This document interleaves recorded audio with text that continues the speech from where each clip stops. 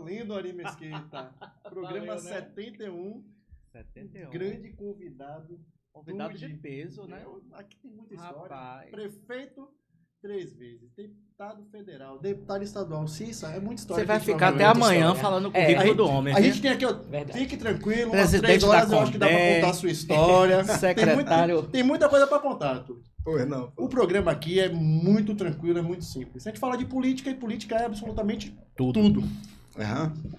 E você tem muita coisa para falar de política. Mas a gente queria conhecer você e quem está lá nos assistindo, queria conhecer você de lá do começo da história. Eu queria saber do Tude que chegou em Camaçari em 78. Como é que foi que aconteceu? Por que você se encantou com a política? Por que esse tempo todo vivendo essa política? A gente estava falando aqui no bastidor antes, né? Desse encanto pela política. Uma coisa interessante que é você se renovou, você se rejuvenesceu para o processo político. Eu queria entender um pouquinho como é que foi lá atrás. Entender um pouquinho dessa sua experiência com a política. Você pode falar pra gente assim? Pode contar, vai falar. Quando você chegou em Camaçari, quando começou a política? Perfeito, perfeito. Meus prezados internautas, que prazer, que satisfação, viu, estar aqui na Liga da Política, viu? Conversando com Cissa, com Ari e com o nosso querido Paulo. Olha, gente, eu iniciei minha vida política chegando em Camaçari em 1978, como você falou, Paulo, e tenho 45 anos lá em Camaçari. E eu fui para Camaçari exatamente em função, Cissa, da chegada do polo petroquímico naquela década de 70 em Camaçari. E consideravam Camaçari naquela época o Eldorado da Bahia, do Brasil, não é isso? Porque o polo petroquímico, o maior polo petroquímico do hemisfério sul, né, do mundo inteiro, do hemisfério sul, era esse de Camaçari.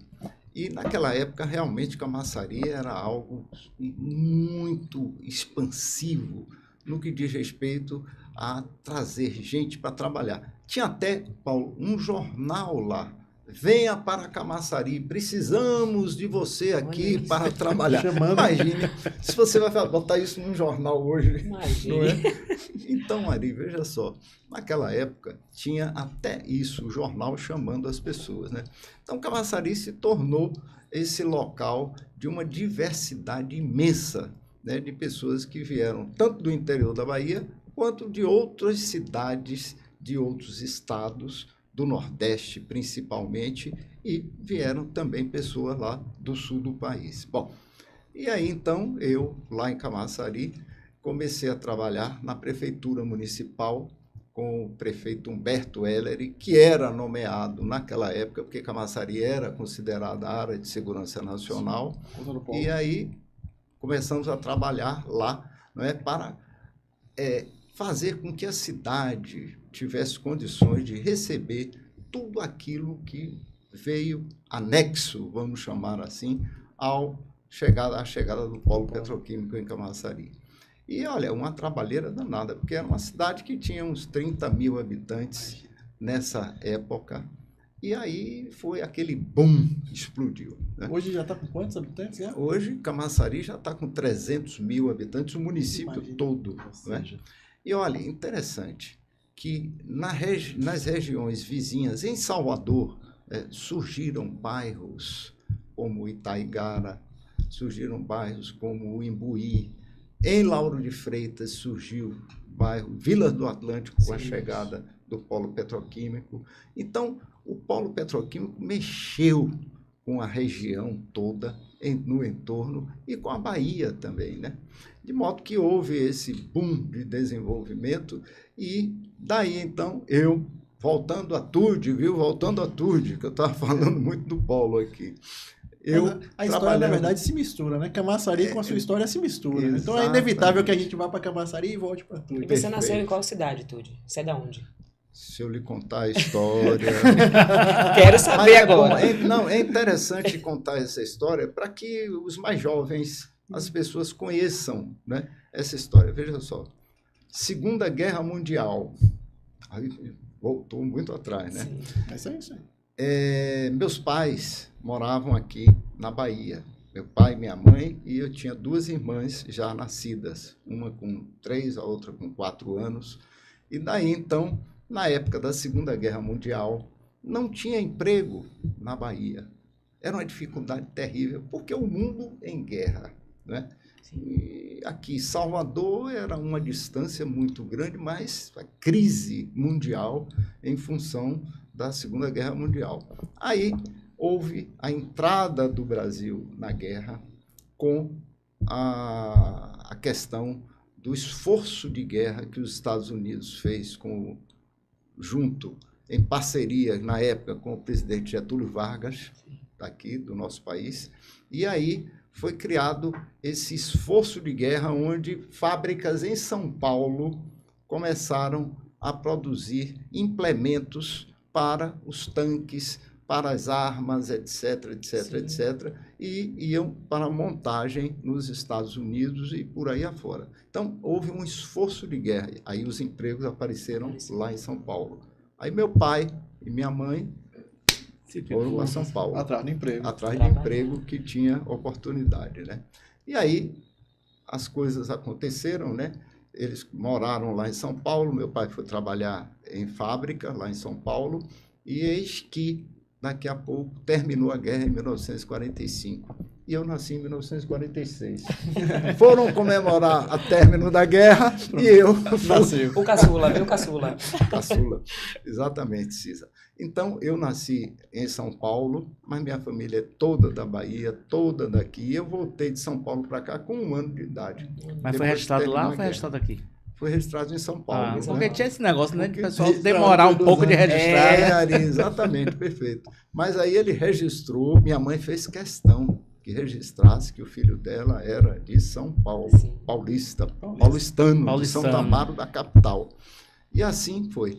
E voltei para cá e, graças a Deus, né? Enfim, a família é baiana, toda ela, e eu me considero baiano. Claro, porque veio muito pequeno a ainda vida é também, né? perfeito. Muito novinho ainda. É, um ano de idade aqui. Bom, e aí então, voltando a Camaçari, né, fui trabalhar em Camaçari, nessa época da chegada do polo petroquímico, e arrumando as questões todas da cidade através de uma empresa da Prefeitura Municipal de Camaçari, a Tecasa, Desenvolvimento de Camaçari S.A., que fazia tudo isso, fazia as obras, desenvolvia projetos importantes para construção dos programas habitacionais para receber essas pessoas todas, e por aí a gente foi. Em 1985, Camaçari deixou de ser área de segurança nacional, aí eleição, e aí fui para a eleição. Escolheram um candidato. Quem é o candidato? É Tude. Pronto. Tude foi para a eleição. Não teve naquele escolha, você momento. foi o escolhido. Na redemocratização, né, havia aquele fervor das ruas de querer, vamos dizer assim, eleições diretas, etc., etc., e aconteceu. E eu fui para a eleição e, infelizmente, perdi. Perdi a primeira eleição minha, em 1985. Eu digo, meu Deus do céu, mas isso me deu uma vontade tremenda de seguir adiante, porque eu perdi, sabe para quem? O PCdoB, naquela época. Imagine, eu perder uma eleição para o PCdoB. E aí eu disse, olha, vou perseguir. Veio 1988, eleição de novo. Aí você nós já ganhamos. participava de qual partido político? MDB, Arena, qual era? Era sempre na linha do nosso ACM.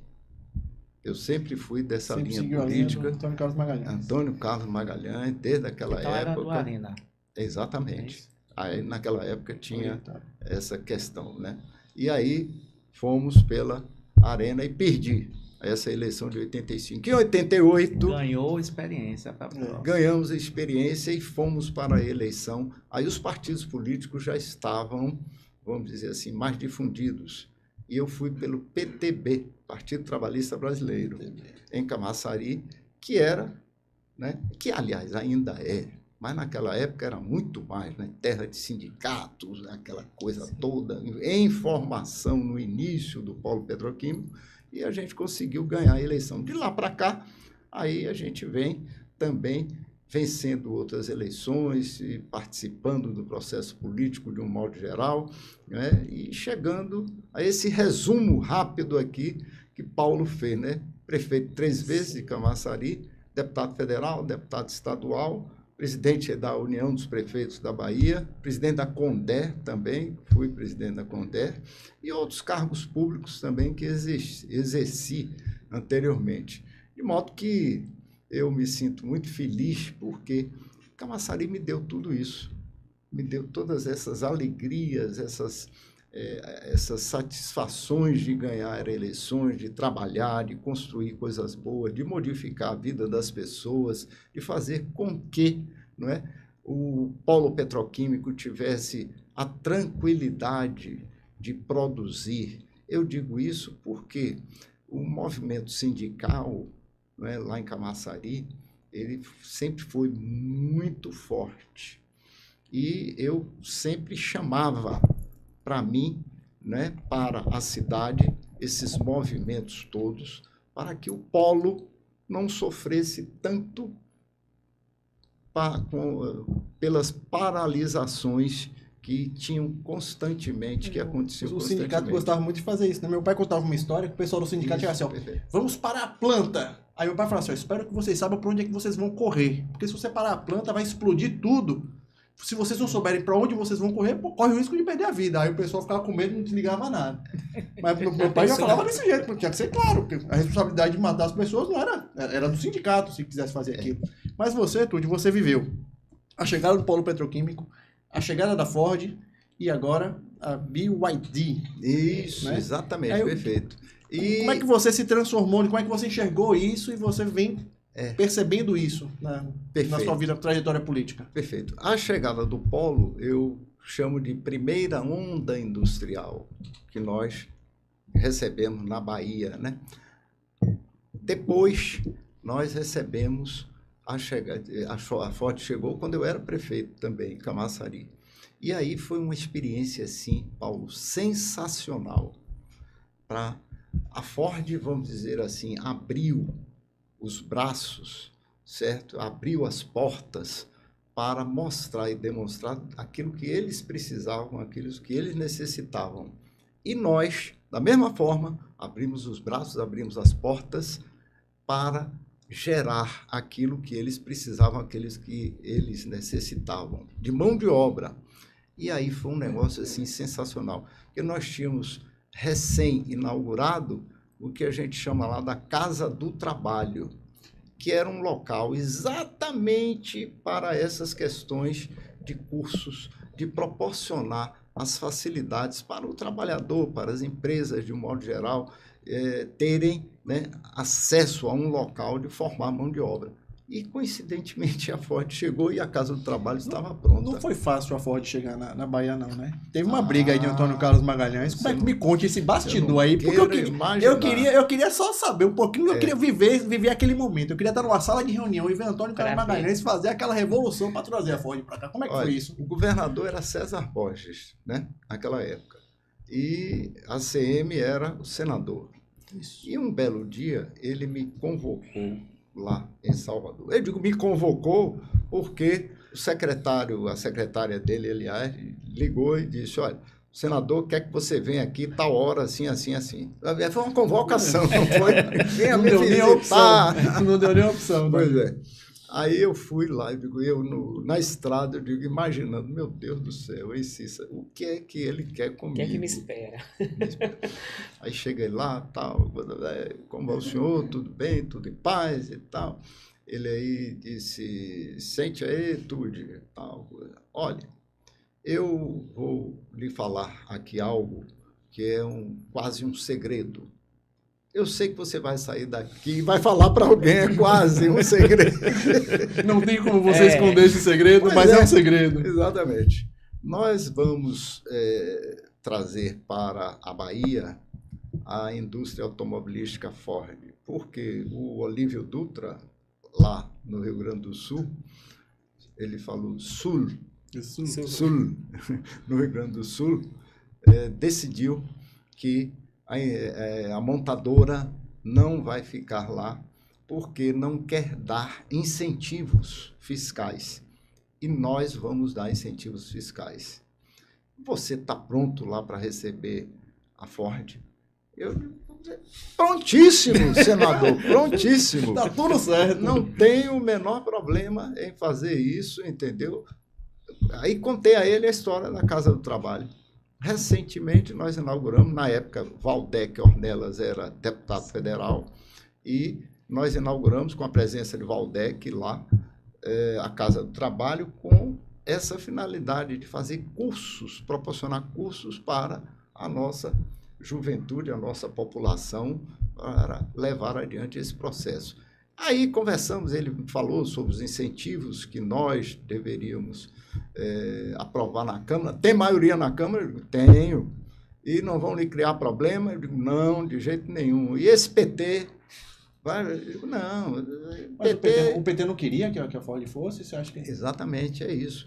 Aí, Eles porque brigaram nós contra já isso? tínhamos, nessa época, tínhamos eleito o nosso deputado estadual, Helder Almeida, que era o meu vice-prefeito na época. Helder, deputado estadual.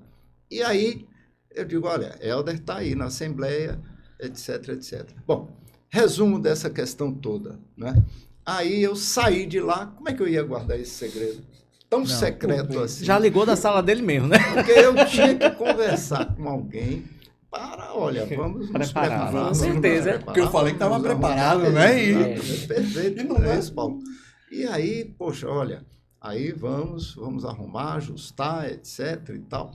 E aí se configurou, né, a questão da desistência da Ford lá no Rio Grande do Sul. César Borges foi lá, pegou, trouxe. Colocou anúncio em vários jornais do Brasil todo dizendo a Bahia está de braços abertos para receber a Ford, não é isso? Exatamente. Eu lembro naquela até época hoje. Foi. Fantástico. Foi. Estratégia fantástica para Foi, atrair. Foi exatamente. jogo perfeito. de xadrez. E aí recebemos, né, a Ford, aprovamos na Câmara os incentivos fiscais, Câmara Municipal de Camaçari. Tem um outro lance aqui que eu vou falar, que ele gostou muito, a CM, no dia que nós fizemos uma recepção a ele, numa localidade lá de Camaçari chamada Machadinho. E essa localidade eu tinha já programado a inauguração da praça de lá, dessa localidade, etc, etc, que fica na Via Cascalheira, e ele foi e passou por lá, etc e tal. Eu tinha até há pouco tempo esse adesivo que nós fizemos e demos de presente a ele, né? A CM. Ele saltou do carro, etc e tal, e o adesivo estava escrito: a CM é Ford. Boa. Sensacional. Muito bom. Ele adorou, ele gostou, entendeu? E tal, coisa, guardou o adesivo com ele e tudo mais. Eu acho que eu ainda tenho essa foto. Bom, e aí então, a Ford chegou em Mas Camaçari. o PT não queria que a Ford viesse para a Bahia. Eles dificultaram. Exatamente. Explica Votou isso. contra na Assembleia Legislativa. Mas Helder Partido foi dos Trabalhadores contra trabalhador. Exatamente. Para você ver como as coisas são difíceis de entender, não é? Nesses dias de hoje, como eles votaram contra a ida da Ford lá, naquela época, para Camaçari. Votaram na Câmara Municipal, votaram na Assembleia Legislativa e lá em Brasília, da mesma forma também. Votaram contra os incentivos para a Ford. Isso não é difícil Entendeu? de descobrir, Como porque naquele- a votação é aberta, né? Todo mundo Aquele exatamente. momento, a cidade de fato não estava apta a receber uma indústria daquela forma no que tange ao mercado de trabalho, né? Os trabalhadores. Tanto que você fez anteriormente uma casa do trabalhador. Como foi que você desenvolveu, à época, né, um trabalho para que o povo de Camaçari pudesse ter acesso, né, ao mercado de trabalho da Ford? Vídeo que, quando a fábrica foi instalada aqui, os melhores empregos não eram de baianos, Perfeito. vieram todos de fora, e isso inclusive foi Perfeito. até uma crítica, né, à chegada da Ford aqui. Como é Eu que estudava na Unibahia, não tinha um aluno de engenharia da produção que não conseguisse um estágio na Ford. E agora Isso. eu tô vendo um processo semelhante, que a Vila do Atlântico só tem chinês. Só tem chinês. Outro dia eu tava num lugar, só tem chinês. Só tudo aqui, os olhos puxados. Então, assim, como é que a prefeitura, à época, né, se preparou e como vem se preparando agora para estar recebendo, que é uma nova tecnologia, um novo tipo de fábrica, né? Apesar de ser automotiva, mas é um outro tipo de industrialização, de tecnologia mesmo, Isso, que perfeito. vem para aqui. Exato. Olha, veja só, Ari. Na época, certo? Nós fizemos parceria com o Sistema S, certo? Senai, Sebrae, Senac, SESI, etc, etc, para que o resultado fosse o que a gente desejava, não é? E o Sistema S, ele é eficiente. Eu digo sempre o seguinte, olha, se você quer ter sucesso, faça parceria com o Sistema S, que eles funcionam com profissionalização e seguem adiante. Então, nós fizemos isso e o Senai, né, proporcionou cursos e mais cursos e mais cursos de formação nas diversas modalidades que a Ford nos solicitou, porque eles é que sabiam, né? Além disso, eles trazem os chamados sistemistas, que são aquelas empresas que fornecem o banco, por exemplo, certo? A Ford não fabrica o banco. A Ford é mais o motor, o chassis e a parte elétrica, etc, etc, etc, a chaparia.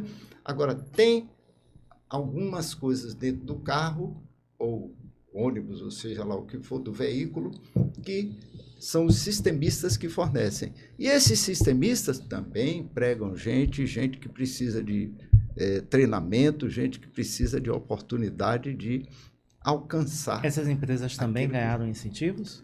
Ou só a Ford? Sim, sim, também. A Ford e seus sistemistas, certo? Que vieram. Daí, então, é que a gente teve, né, essa facilidade das coisas acontecerem. Então, a Ford foi inaugurada, ficou 20 anos, mais um pouquinho de 20 anos em Camaçari, e resolveram ir embora do Brasil, não é isso? Infelizmente. E agora, eu costumo dizer que a BYD só veio para a Bahia, para Camaçari, que a Ford já estava aqui. Porque se não estivesse, ninguém ia inventar de trazer. Tinha uma história. Exatamente, perfeito. De montadora de veículos, né? Aí a BYD agora está chegando, né, com a montagem dos carros elétricos. E quem está dando os incentivos? E surge também essa questão. Nós já tivemos a primeira reunião com os empresários da BYD, certo? E nós já tínhamos uma lei de incentivos fiscais na prefeitura, já aprovada desde o ano passado.